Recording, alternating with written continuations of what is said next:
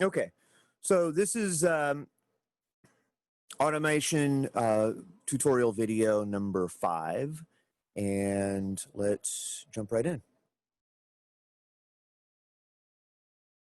All right, where we left off on the last one was we were doing a bit of VCA automation on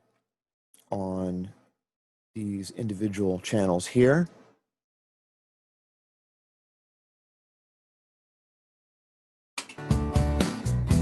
When we said I do. I'm going to trim it here.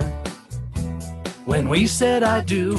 So we're using the VU meters to meter the overall volume of the lead vocal through this subgroup master here. Label it.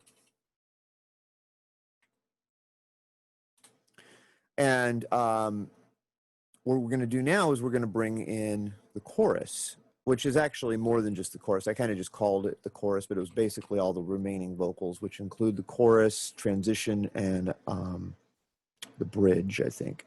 So let's just take a listen. I think I'm going to start with this section here. Oh, here's the chorus.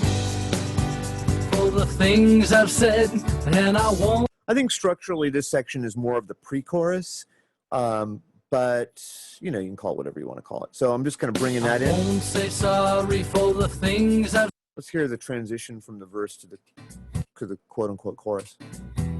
Of that you forsake. I won't say sorry for the things I've said, and I won't say sorry for the tears you've shed. I won't say sorry for the things I do, and I won't say sorry for hurting you.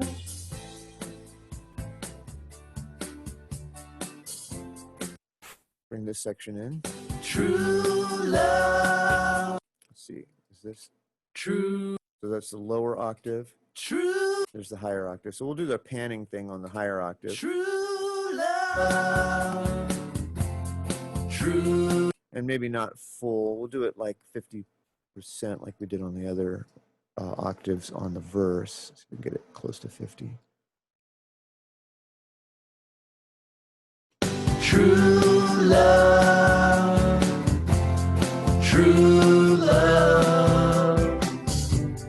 True love. I mean, really, this part is more like the quote-unquote chorus, honestly. It's just a little bit of an interesting structure because it's got this, the part that's called the chorus is kind of like a pre-chorus, but then there's a break, and then there's the true love part, which is really the chorus. Said, and I won't say a little bit of a weird structure. Who changed it all? So this is an off, that's actually a counterpoint.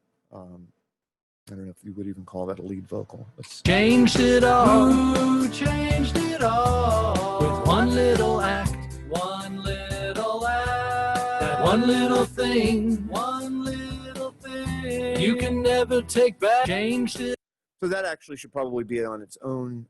I should probably not even have it in the chorus group, and it should be on its own channel so it can have its own set of effects. But for this example, it's fine the way it is. We could do that later. Sorry for the tears you've shed.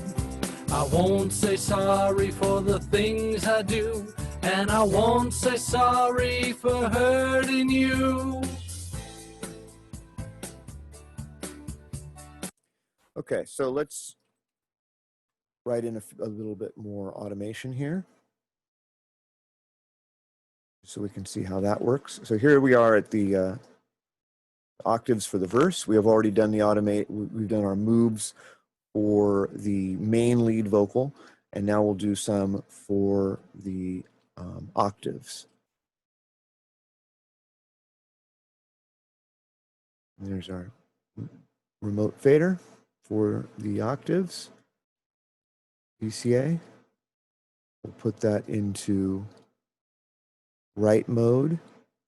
Make sure we're on the, actually, I don't think that's the right, this is the correct, here we go. Put this into touch, and here we go.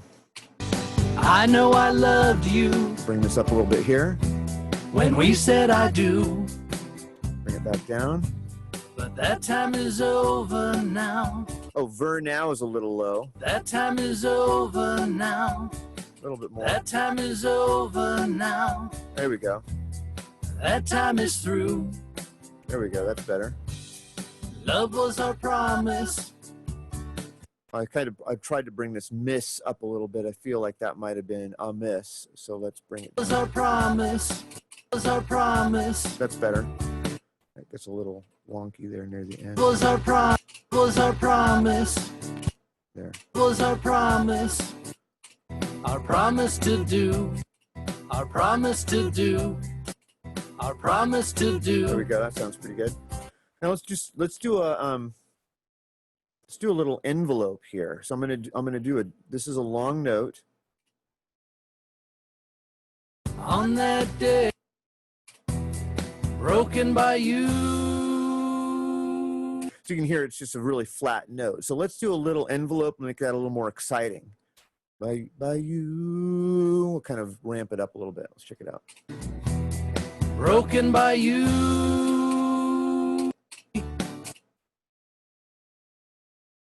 Okay, hold on a second. Let's get it to work properly. Come on. Broken by you.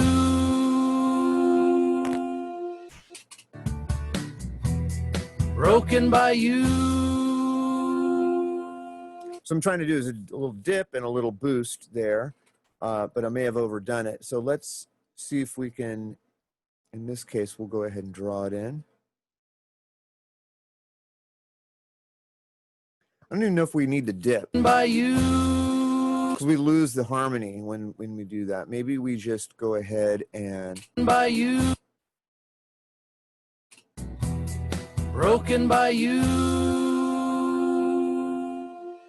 There we go. Instead of actually dipping it to get that dynamic, we just boost it because it's already kind of doing a bit of a fade out there.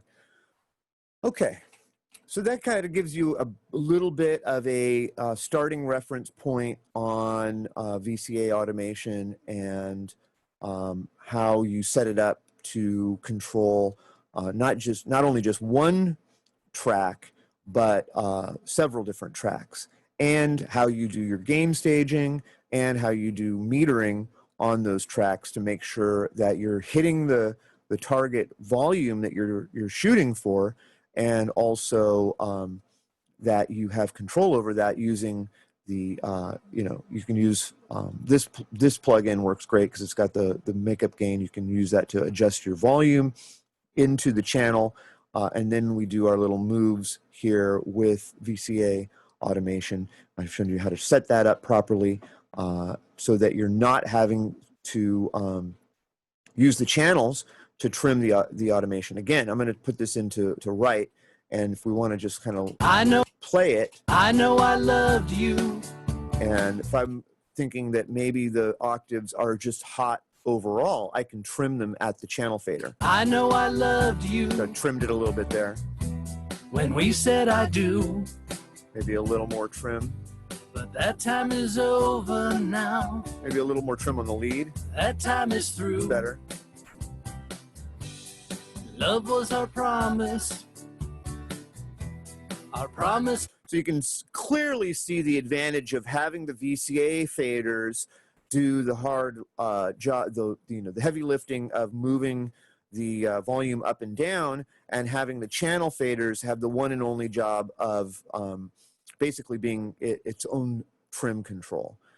So the next video, we're going to dive into using the artist mix to actually be the control for VCA automation.